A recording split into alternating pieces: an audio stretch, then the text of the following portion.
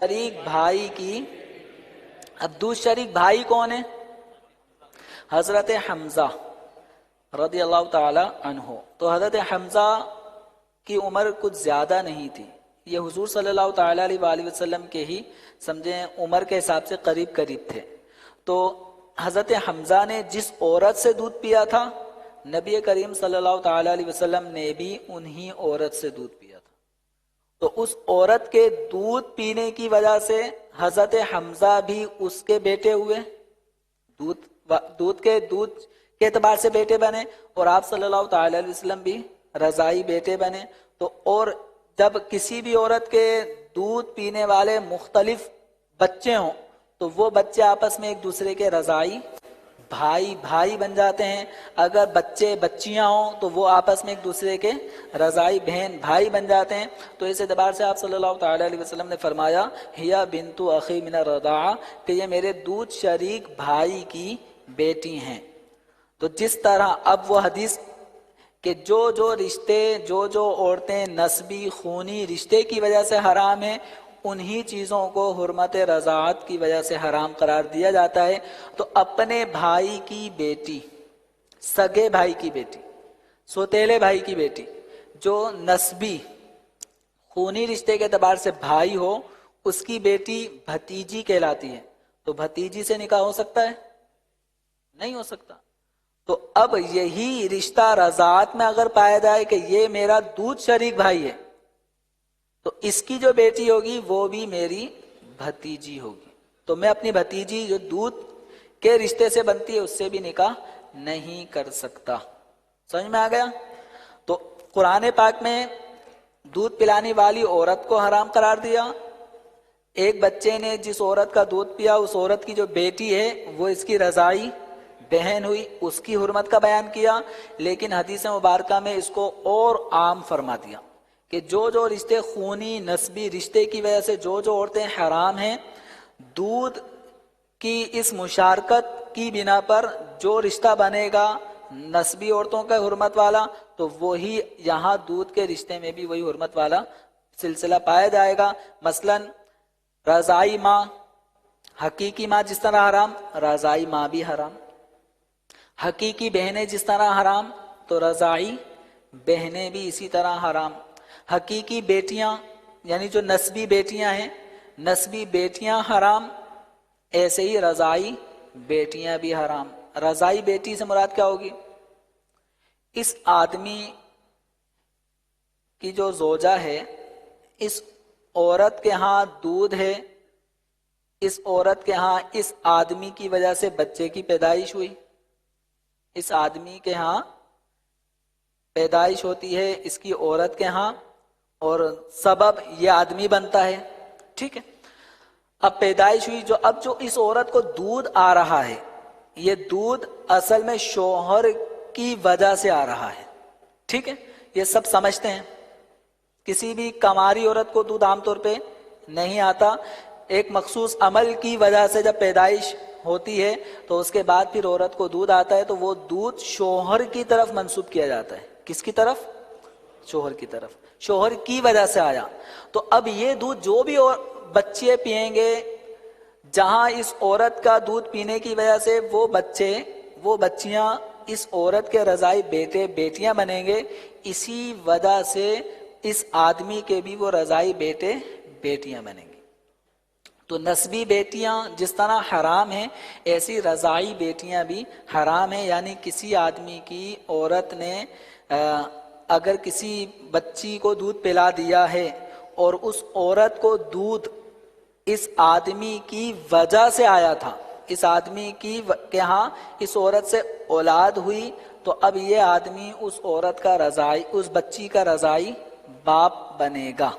ये मैं उस आदमी और इस वजह से दूध आया हो, ये इसलिए मैं कह रहा हूं कि बात सूरतें ऐसी हो जाती हैं कि जिसमें बीवी ने दूध पिला दिया लेकिन रजाअत शौहर से साबित नहीं होगी।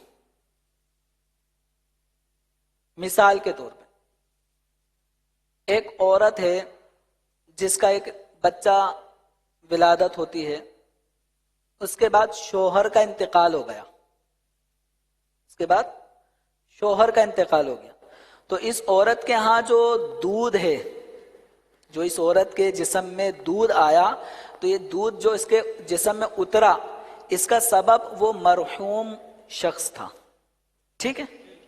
اب اس عورت کے شوہر کا انتقال ہونے کے بعد یہ عدت گزارتی ہے، عدت گزارنے کے بعد اس کا بھی کسی سے نکاح ہوتا ہے۔ اب جو شوہر ثانی ہے، سمجھ میں آ رہی ہے؟ ابھی شوہر ثانی کے وجہ سے اس عورت کے ہاں اولاد نہیں ہوئی، ٹھیک ہے، ابھی 2-3-4 مہینے ہیں اور ہوئے ہیں شادی کو، کوئی اولاد کا بھی سلسلہ نہیں ہے، ٹھیک ہے۔ جب اولاد نہیں ہوئی تو اس عورت کے جسم میں جو دودھ اترا تھا وہ کس کی وجہ سے اترا تھا؟ مرحوم پہلے شوہر کی وجہ سے۔ اب یہ عورت اگر کسی بچی کو دودھ پلاتی ہے، کسی بچی کو دودھ پلاتی ہے، تو وہ بچی اس عورت کی رضائی بیٹی تو بنے گی کیونکہ اس کا دودھ پیا ہے۔ اس بچی کا اس دوسرے شوہر سے رشتہ نہیں ہوگا۔ کیوں نہیں ہوگا؟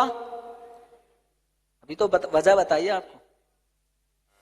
اس لیے کہ اس عورت کے جسم میں جو دودھ ہے وہ دوسرے شوہر کی وجہ سے نہیں آیا، بلکہ کس کی وجہ سے آیا؟ پہلے شوہر کی وجہ سے آیا۔ اب آپ جب سمجھ گئے نا، اب میں آپ سے سوال کرتا ہوں، اس دوسرے آدمی جو شوہر ثانی ہے، اس کی بھی پہلی بیوی کا انتقال ہو گیا، اس کا بھی دوسرا نکاح، ایسے بھی ملتے ہیں نا معاشرے میں، شوہر کے بعد دوسرا نکاح ہوتا ہے تو بیوی کا بھی دوسرا نکاح ہو رہا ہوتا ہے۔ تو اس جو شوہر ثانی ہے، اس کی پہلی بیوی سے کوئی لڑکا تھا، ٹھیک ہے۔ تو جب یہ رضائی باپ نہیں بنا تو اب یہ جو اس کا پہلی بیوی سے جو لڑکا تھا وہ اس دودھ پینے والی بچی کا رضائی بھائی بھی نہیں بنے گا۔ کیوں نہیں بنے گا؟ وجہ وہی ہے کہ اس عورت کو جو دودھ اترا تھا وہ پہلے شوہر کی وجہ سے اترا تھا، دوسرے شوہر کی وجہ سے اولاد ابھی ہوئی نہیں ہے، کہ جب نہیں ہوئی تو یہ اب جو دودھ ہے وہ اس شوہر ثانی کی طرف منسوب بھی نہیں ہوگا۔ جب منسوب نہیں ہوگا تو اس عورت نے جو جس بچی کو دودھ پلایا تو وہ شوہر ثانی کی رضائی بیٹی نہیں بنی۔ جب نہیں بنی تو اس آدمی کی جو پہلی بیویوں سے جو اولاد ہے، ان اولادوں سے بھی اس دودھ پینے والی بچی کا رشتہ نہیں بنے گا۔ سمجھ میں آیا؟ اب آ جائیں پہلے شوہر کی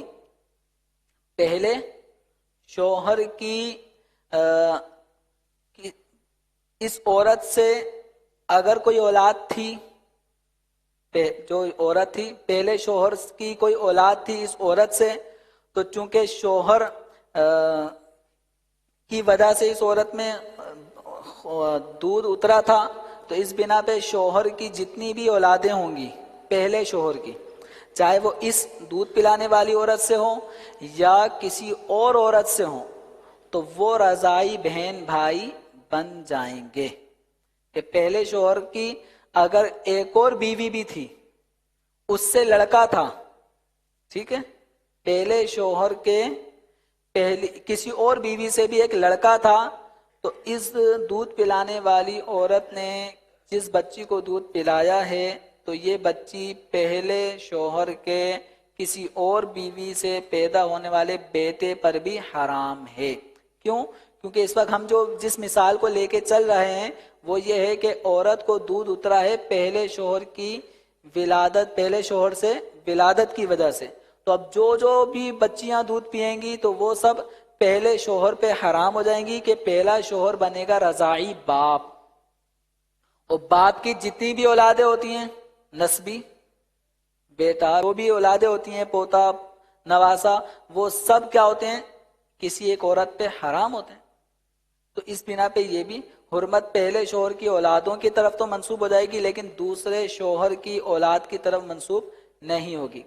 اس کی طرف کب آئے گی کہ جب اس دوسرے شوہر سے بھی عورت کے ہاں ولادت ہو جائے.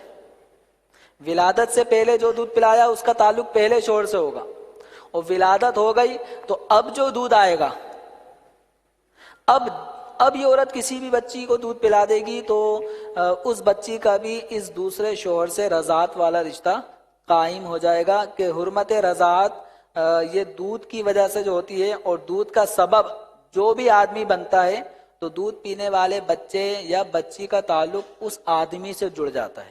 اب اس آدمی کی اپنی بہنیں اس دودھ پینے والے بچے کی پھوپھیاں بن جاتی ہیں، اس آدمی کی اپنی جو بھتیجی، اس آدمی کے جو آگے سلسلہ ہوتا ہے بھتیجیاں یا جو بھی سلسلہ ہوتا ہے تو وہ بھی دودھ پلانے والی کا رشتہ بن جاتا ہے. اسی طرح دودھ پلانے والی عورت وہ عورت بنی رضائی ماں، اس عورت کے جو بھائی ہیں وہ بچی کے لیے رضائی ماموں بن گئے. تو اس طرح یہ حرمت اس طرف بھی جاتی ہے. تو رضاعت کے حوالے سے یہ چند امور کو مد نظر رکھنا یہ ضروری ہوتا ہے. اور پھر دوسرا یہ کہ حرمت رضاعت کا جو ثبوت ہے وہ حرمت کب ثابت ہوتی ہے. کتنی عمر میں بچے نے دودھ پیا تو رضاعت ثابت ہوگی، کتنی عمر میں پیا تو نہیں ہوگی. تو 2.5 سال انگریزی مہینے کے اعتبار سے نہیں، اسلامی مہینے کے اعتبار سے، اسلامی مہینے کے اعتبار سے جو 2.5 سال کی مدت ہے یعنی 30 مہینے، تو 30 مہینے کے دوران کسی بھی بچے کسی بھی بچی کی عمر ابھی 30 مہینے کے اندر ہے تو اس کو اگر کسی عورت کا دودھ پلا دیا گیا تو یہ بچہ یہ بچی اس دودھ پلانے والی عورت کا رضاعی بیٹا یا بیٹی بن جائے گی. لیکن اگر 30 مہینے سے اوپر ہو گئی عمر، اب اگر دودھ پلاتی ہے تو رشتہ ثابت نہیں ہوگا رضاعت کا. لیکن یاد رہے